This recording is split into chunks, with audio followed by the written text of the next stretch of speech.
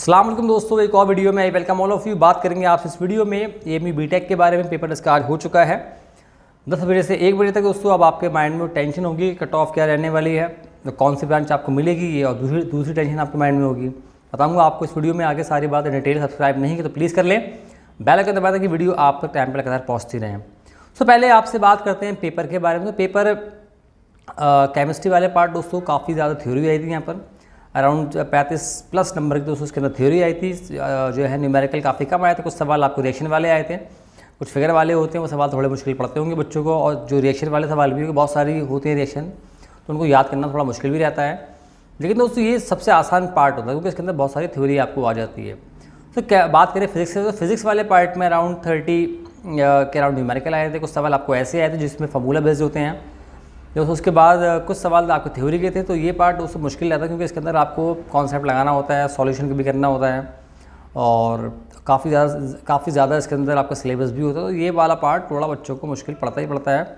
ये पार्ट ठीक ठाक था, थोड़ा मुश्किल साइड में इसको बोला जाएगा। तो उसके बाद लास्ट तो पार्ट मैथमेटिक्स तो सारे ही हम जानते हैं सॉल्व करना होता है। अराउंड 25 भी अगर आप सवाल सॉल्व करते हैं मैथमेटिक्स के, तो आपको एटलीस्ट बनाना चाहिए। केमिस्ट्री एक आपका ऐसा पार्ट होता है जो कि आप आधे घंटे के अंदर, अगर आपकी बढ़िया केमिस्ट्री है, अच्छे से पढ़ के गए आप, तो आधे घंटे के अंदर 30 सवाल आप जो है वो कर सकते हैं। बाकी पार्ट टाइम फिर आपको दूसरे सब्जेक्ट में देना होता है, वो आप केमिस्ट्री से ही निकाल पाएंगे आधा घंटा। दोस्तों तो ये पेपर मेरे ख्याल से एक बड़ा मॉडरेट पेपर था। जो बच्चा बहुत बढ़िया से पढ़ के गया होगा, 1-2 साल तैयारी उसने आराम से लगाई होगी, तो वो दोस्तों मेरे ख्याल से इस पेपर के अंदर 70 तक तो आराम से पहुँच गया हो। लेकिन ध्यान रहे ऐसे बच्चे बहुत कम होते हैं जो कि 70 तक पहुँच जाए। मैं बात कर रहा हूँ टीचर, लेकिन 12th के बाद की जो माइंडसेट होता है वो काफ़ी अलग होता है। तो वहाँ पर काफ़ी डर होता है आपके अंदर, और कई बार आप आता हुआ भी गलत कर देते हैं। कोई बच्चे जल्दबाजी में भी काफ़ी गलती करते हैं, तो ये सब चीज़ें पेपर को मुश्किल बनाती हैं। कोई बच्चे ऐसे भी ज़रूर होते हैं जो कि इसमें आपको 90 के ऊपर भी स्कोर ले गए हों, लेकिन ऐसे बच्चे बहुत ज़्यादा कम होते हैं जो कि केमिस्ट्री में 40 कर गए हों, फिजिक्स में 30 कर गए, मैथ में 30 कर गए हों। ऐसे बच्चे बहुत ही कम होंगे, लेकिन बहुत कम। दोस्तों कट ऑफ क्या रहेगी पहले बात करेंगे दोस्तों। अगर आप एक्सटर्नल हैं दोस्तों, जनरल हैं, मेरे ख्याल दोस्तों कट ऑफ यहाँ पर, कट ऑफ का मतलब होता है लिस्ट 1 के अंदर जो लास्ट बच्चा क्वालिफाई करेगा किसी भी ब्रांच में, मतलब ऊपर वाली ब्रांच उसको नहीं मिली जब भी कोई बात नहीं, लेकिन उसका किसी ब्रांच में नाम आ गया, that is called cut off.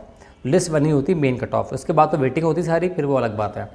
So list तो अगर आप जनरल हैं एक्सटर्नल दोस्तों, मेरे ख्याल से कट ऑफ दोस्तों यहाँ पर आपके लिए रह सकती है 55 टू 57। इससे दोस्तों नीचे आना मुझे तो लिस्ट 1 के अंदर बड़ा मुश्किल लग रहा है, और इसके ऊपर भी आना दोस्तों मेरे ख्याल से मुश्किल है। दोस्तों अगर आप एक्सटर्नल हैं, ओबीसी हैं आप दोस्तों, ओबीसी के लिए मेरे ख्याल से कट ऑफ दोस्तों यहाँ पर आपको लिए रह सकते हैं 52 से 55 तक। इसके दोस्तों ऊपर जाना मेरे ख्याल से मुझे मुश्किल लग रहा है, दोस्तों काफ़ी मुश्किल है। तो अगर आप SC ST हैं दोस्तों, cut off will be around इनमें दोस्तों, अगर आप एक्सटर्नल हैं और आप SC ST से बिलोंग कर रहे हैं, तो मेरे ख्याल से कट ऑफ 45 से 48 से ऊपर नहीं होगी, इससे कम तो हो सकती है, इससे ज़्यादा दोस्तों नहीं जाएगी। तो ये था आपके लिए जनरल दोस्तों। ध्यान रहे बात सारी के बारे में बात कर रहा हूँ। लिस्ट 1 में किसी भी ब्रांच में आप जो है क्वालिफाई कर जाएंगे अगर आपका इतना स्कोर आ रहा हो दोस्तों। उसके बाद दोस्तों अगर आप इंटरनल हैं दोस्तों, तो इंटरनल में अगर आपको लिस्ट 1 में किसी भी ब्रांच की बात करूँ, तो मेरे ख्याल से तो कट ऑफ यहाँ पर आपके लिए रहने वाली है मे बी 48 टू 50। इस पे आपको कोई ब्रांच मिल जाएगी, क्योंकि ब्रांच स्पेसिफिक मुश्किल होता है। टॉप 5 ब्रांचेस जो हैं जिनमें आपकी मैकेनिकल है, CE है, CS है, या मतलब इलेक्ट्रिकल है, इलेक्ट्रॉनिक्स है, सिविल है, तो ये ब्रांचेस थोड़ी ऊंची हैं, इनमें ज़्यादा मार्क्स पे आपको स्कोर मिलेगा। लेकिन कट ऑफ का मतलब ये होता है कि किसी न किसी भी ब्रांच में आपको लिस्ट 1 में एडमिशन मिल जाएगा दोस्तों। उसके बाद अगर आप तो यहाँ दोस्तों अराउंड 48 टू 50 दोस्तों जनरल दोस्तों। इंटरनल दोस्तों अगर आप OBC हैं तो कोई भी ब्रांच के बारे में बात करूँ, मेरे ख्याल से कट ऑफ दोस्तों 45 टू 47 हो सकती है। इससे ऊपर दोस्तों जाना तो मुश्किल है, और इसके नीचे भी जाना मेरे ख्याल से मुश्किल है दोस्तों। उसके बाद लास्ट दोस्तों जो है, अगर आप SC ST हैं दोस्तों, अगर आप इंटरनल भी हैं, अगर आप का स्कोर अराउंड 38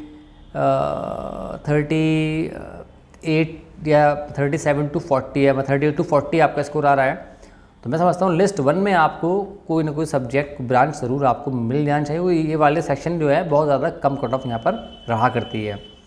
तो ये मेरा गैस है, लेकिन ध्यान रहे 100% ये नहीं होता, तो गैस ही होता है। तो 90 90% केस में मुझे पूरी उम्मीद है कट ऑफ जो है इसी के अराउंड रहने वाली हैं।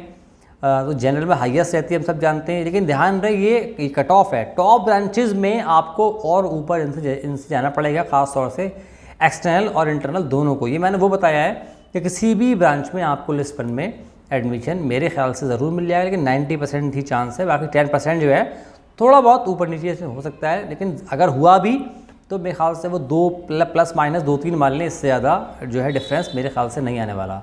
तो ये था मेरा गैस बीटेक के बारे में। मिलूंगा आपसे अगली वीडियो में। खुदा हाफिज़।